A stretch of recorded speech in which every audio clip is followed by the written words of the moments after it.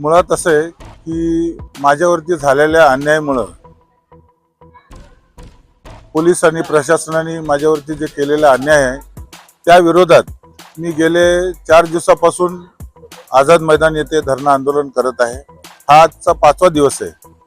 माझं आझाद मैदान येथे आंदोलन सुरू आहे आणि आज आमचे आदरणीय आमचे दैवत राजकीय दैवत आदरणीय श्री शरदचंद्र पवार साहेबांचा वाढदिवस आहे। माझ्या आंदोलनामुळे मला पवार साहेबांचे दर्शन घेता आले नाही, म्हणून आज मी आंदोलनाच्या स्थळावर पवार साहेबांचा केक कापून वाढदिवस साजरा केला आहे। हे माझं आदरणीय पवार साहेबांप्रती प्रेम आहे। तो प्रेम वाया जाऊ नये म्हणून मी आज आंदोलनाच्या स्थळी हा वाढदिवस पवार साहेबांचा साजरा केला आहे। आंदोलनाचं मुख्य कारण असं आहे की गेल्या जून महिन्यामध्ये माझ्यावरती प्राणघातक हल्ला झाला होता। त्या प्राणघातक हल्ल्यामध्ये माझं ओपन हार्ट सर्जरी झालं। त्या ओपन हार्ट सर्जरी दरम्यान मला अनेक वेदना झाले, अनेक दुःख झाल्यात।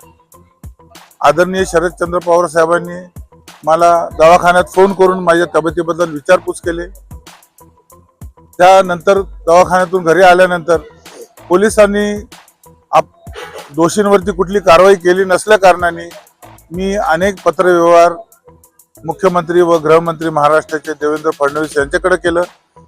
ते पत्राची प्रत मी आमच्या आदरणीय प्रदेश अध्यक्ष शशिकांत शिंदे साहेबांनाही दिलं।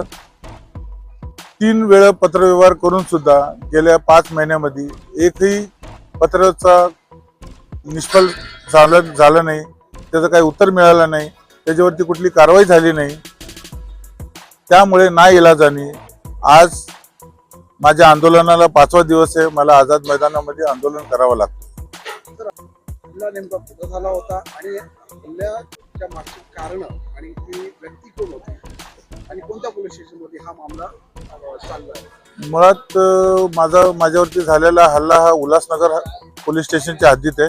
सेंट्रल पोलीस स्टेशनच्या हद्दीत झालेला आहे, उल्हासनगर कॅम्प नंबर 3 मध्ये। त्याबद्दलचा ज्या दिवशी हा हल्ला झाला त्या दिवशी माझ्या मिसेसनी तिथं गुन्हा नोंद करवण्यासाठी विनंती केली, परंतु पोलिसांनी गुन्हा नोंद केला नाही, फक्त NC नोंद केली। त्याच्यानंतर मला असं कळालं की पोलिसांनी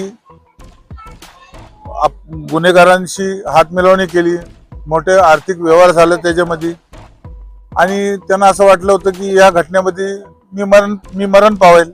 कारण माझा बायपास झाल्यानंतर मी 3 दिवस व्हेंटिलेटरवर होतो, तर त्यांचा वाट्याचा रोडा निघून जाईल, परंतु तसं न होता देवाच्या कृपेने मी जीवित परत आलो।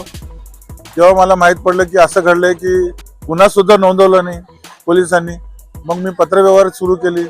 पत्रव्यवहाराच्या नंतर मग मी माहितीच्या अधिकारात पत्रव्यवहारावरती काय कारवाई झाली म्हणून माहिती काढली, तर त्याच्यामधून मला असं निष्पन्न झालं की फक्त गुन्हाच नाही नोंदवलं तर माझा फिर्याद असून सुद्धा माझा जबाब सुद्धा पोलिसांनी नोंदवला नाही आणि ते केस फाईल करून टाकली। त्याच्यासाठी मी राज्य सरकारकडे प्रशासनाकडे अशी विनंती केली की दोषींवरती कारवाई झाली पाहिजे, त्यांच्यावरती गुन्हा नोंद झाला पाहिजे, आणि ज्या पोलीस अधिकाऱ्यांनी गुन्हेगारांना पाठीशी घातलंय त्या गुन्हेगारांवर त्या पोलिसांवरती बडतर्फाची कारवाई झाली पाहिजे।